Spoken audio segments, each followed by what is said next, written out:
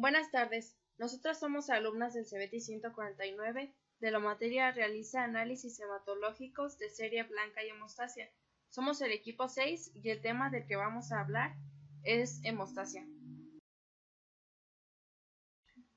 La hemostasia es una serie de procesos fisiológicos que sirven para detener o parar una hemorragia mediante la formación de un coágulo. Consiste en tres fases: hemostasia primaria, hemostasia secundaria y fibrinólisis. En la hemostasia primaria, las plaquetas interactúan con ellas mismas y con los vasos lesionados formando el tapón hemostático primario, el cual detiene temporalmente la hemorragia, pero es muy frágil. En la hemostasia secundaria se forma la fibrina mediante una serie de reacciones bioquímicas complejas de algunas proteínas del plasma llamadas factores de coagulación, al vincularse con los vasos sanguíneos lesionados y con el tapón de plaquetas. A este coágulo se le llama tapón hemostático secundario. Y por último, la fibrinólisis, que se inicia después de que la herida ya se ha reparado, por componentes adicionales del sistema que desdoblan y retiran el coágulo. Ahora explicaremos a mayor detalle la hemostasia primaria. Después de la lesión, los vasos dañados inician la hemostasia. La primera respuesta del vaso a la lesión es la constricción, que sirve para que el vaso sanguíneo se encoja para ralentizar el flujo sanguíneo y así evitando una gran pérdida de sangre. Cuando se hace la ruptura del endotelio, se libera serotonina, colágeno y tromboxano A2, que son los que producen esta vasoconstricción. Las moléculas anteriormente mencionadas inducen la adhesión de las plaquetas, las cuales se unen a través de los receptores de tipo glucoproteína 1b al factor von Willebrand, que se encuentra en las fibras de colágeno que quedan expuestas con la lesión endotelial.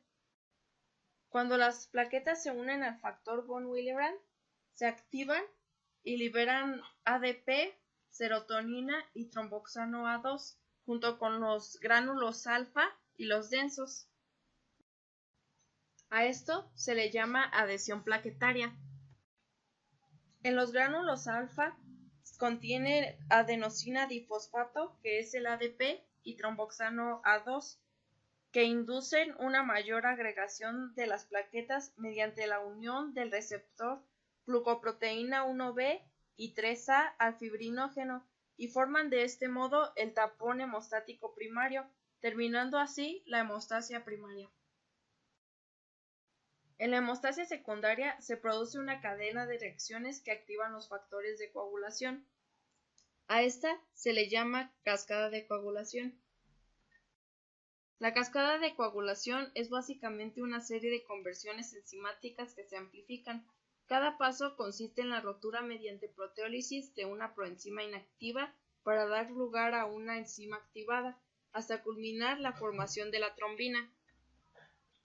La cascada de la coagulación se divide en tres vías: en la vía extrínseca, vía intrínseca y vía común. La vía intrínseca o de contacto comienza cuando la sangre contacta con el colágeno del vaso dañado. Cuando esto sucede, el factor 12 se activa, haciéndolo factor 12 activado. Después, el factor 12 activado se suma al calcio y al cininógeno y activan el factor 11, haciéndolo factor 11 activado. Después, el factor 11 activado más el calcio activa el factor 9, haciéndolo factor 9 activado.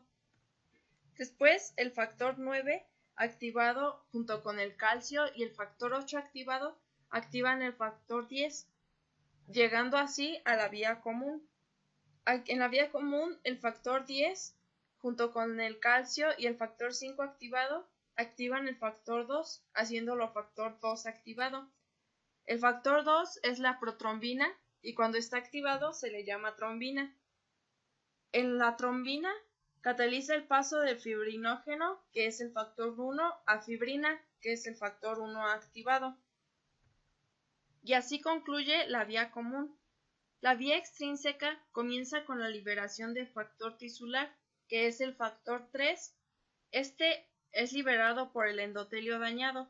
El factor 3, junto con el factor 7 activado y calcio, catalizan el paso del factor 10 al factor 10 activado y ahí llega también a la vía común.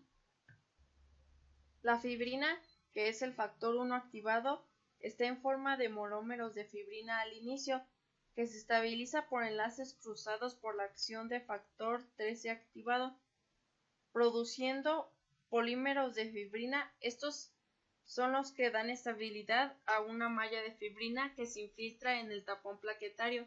Esto constituye el coágulo definitivo. La última etapa es la de la fibrinólisis, que es un mecanismo de anticoagulación fisiológica. Se inicia cuando la fibrina activada se une a la plasmina y catalizan el paso de fibrina a productos de degradación de fibrina. La plasmina procede del plasminógeno, que es una proteína acumulada en el coágulo. Se produce poco a poco porque los tejidos dañados van liberando sustancias que después de varios días activan el plasminógeno, produciendo la plasmina que degrada el coágulo. Disolviéndolo, conforme se produce la cicatrización, el coágulo se va haciendo cada vez más pequeño y se disuelve. Las sustancias que se van liberando son el TPA, que es un activador plasminógeno tisular, el factor 12 activado, quininas, calicreínas y uroquinasa, entre otras. Posteriormente, los restos que quedan del coágulo son fagocitados por los macrófagos y así se concluye el proceso de la hemostasia.